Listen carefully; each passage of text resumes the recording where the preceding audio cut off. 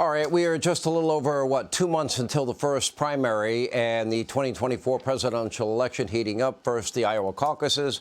Earlier tonight, Florida Governor Ron DeSantis, he did pick up a major endorsement, in this case from Iowa Governor Kim Reynolds, just 2 months before that state's caucus. Here's what she had to say.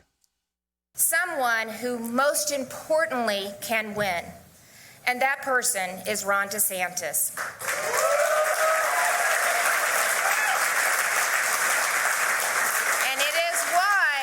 I'm so proud to stand here tonight and give him my full support and endorsement for President of the United States of America. And on top of that, we are only 24 days away from our red state versus blue state, state versus state debate. Governor DeSantis going up against California Governor Gavin Newsom. It's right here on Fox, moderated by yours truly.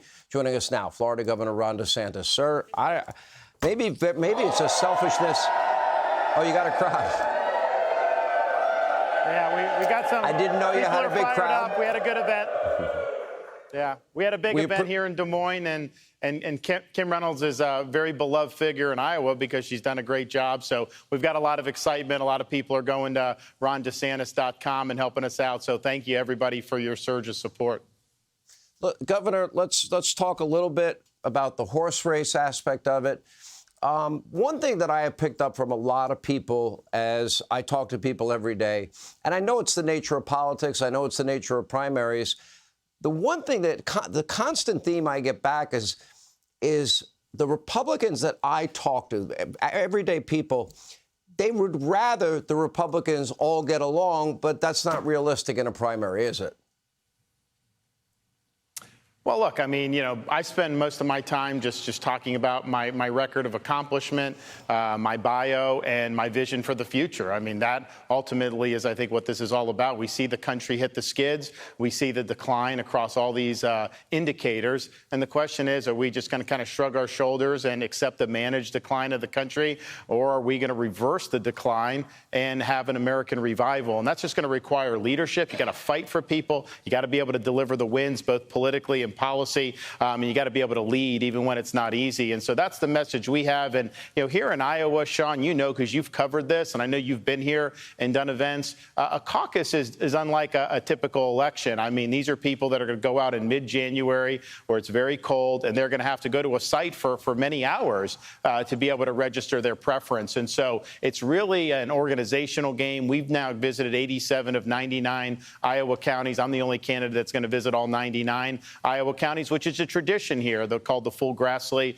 So we're committed to doing that. Obviously, when you have somebody like Governor Reynolds, she's committed to campaigning for us and being very active. That is going to very help. But it's lining up the people that are going to commit to caucus for you. We've got tens of thousands already that have done that, and we're going to work to get many more. Let me ask you this question. Historically, elections are decided by peace and prosperity.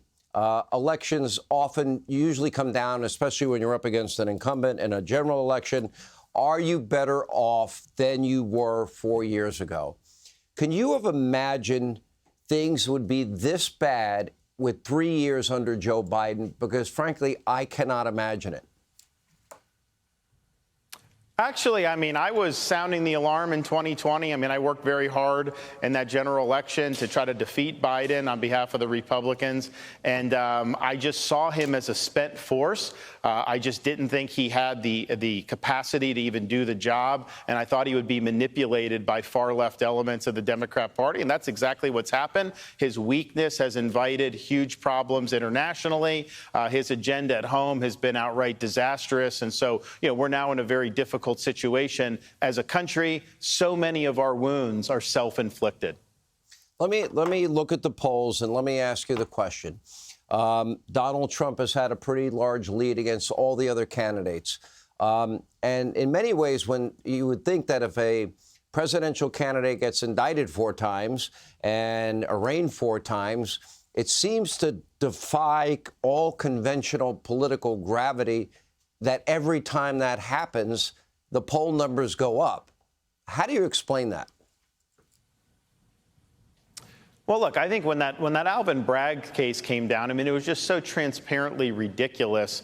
to go back 7 or 8 years, clearly this would not have been brought for non-political reasons. And so I think that he got a lot of sympathy, as a result of that in particular, maybe some of the others too. But I think that one really just showed just how ridiculous, quite frankly, the justice system has become when it's in the hands of leftist politicians and leftist activists. But, what we're seeing here in Iowa is, clearly former president's got a base of support. You also have a base of people who are definitely looking elsewhere. But then the bulk of the people are considering the former president, but also considering others. Some of them are polling for him now. Some of them are not. But there is, I think, much more fluidity than what some of the national media wants to do. And I think the people on the ground here see that there's a lot of people that just have not made a final decision. I think the majority of Iowans will probably make a final decision as we get into early January. And I'd say the same thing goes for the people of New Hampshire. Let's talk about 24 days from now. And this happened pretty organically. I was interviewing Gavin Newsom, and I asked him in the middle of that debate, because you guys have kind of been going back and forth against each other. I said, well, do you want to debate Governor DeSantis? He said, absolutely, any place, any time, just give me a day's notice. That was his answer to me. I said, okay, will you debate him on my show? Sure, you can moderate it. And, so now we have it scheduled for November 30th in the state of Georgia. And it's supposed to be red, blue, state versus state. Do you get the sense, as many are beginning to think, that Democrats are looking for a replacement now for Joe Biden? 100%, Sean. Republicans need to be prepared. They are trying to push Biden out. When you see Obama flunkies out there saying this, that is not just that is by design. I mean, that would not be happening without there being direction to that. And so who would they go with? They've got Harris, but Newsom clearly is somebody that's hovering there. So I view it less as about California versus Florida, because we could just look, people are leaving California and they're moving to Florida. You could look at the indicators. But I think what California represents, it's kind of the leftist petri dish. So whatever the Democrats have already done in Washington, California is kind of like 5 years ahead of that. So if you did have a Biden second term, I think you'd get a lot of the same policies. But clearly, if you ended up with like a Newsom, they would have policies that would really accelerate the decline of this country. Whereas I think Florida represents a model where we can reverse the decline and have an American revival. So yes, there'll be differences that are discussed between the two states. But I think the more important part of the debate is how does that factor in to the nation's future? Because, look, I've had a lot of people flee California and New York. Sean, a lot of people in New York who fled here over the years, Illinois, all this stuff. And that's fine, and we're proud of that. But I can't have every time these blue states screw up that people feel like they have to move to Florida. I mean, we really need to make sure that the country gets fixed so that people don't feel like they have to leave all the time. And as the governor of Florida, we've benefited from some of it, but everyone should be able to live in peace and freedom and security of the streets and have good education. And that used to be something that there wasn't as much difference between states. Now, there's a radically different approach. If you live in an urban area in one of these blue states, there's massive crime. If you're going to some of these school districts, indoctrination in the schools, obviously the taxes and all that, the COVID authoritarianism was huge in those states. So it really is, it matters where you live now. I'd like to see all those blue states do better with better leadership at the federal level. I don't see how we reconcile a lot of these issues involving energy, open borders, sanctuary state, high taxes, low taxes, law and order versus defund, dismantle. There's a lot there. Governor, have fun in Iowa. Please tell the great people of Iowa, for the rest of the country, including me, thank them for all that they do to help all of us. They're amazing people in Iowa. I look forward to being there myself. Thank you, sir.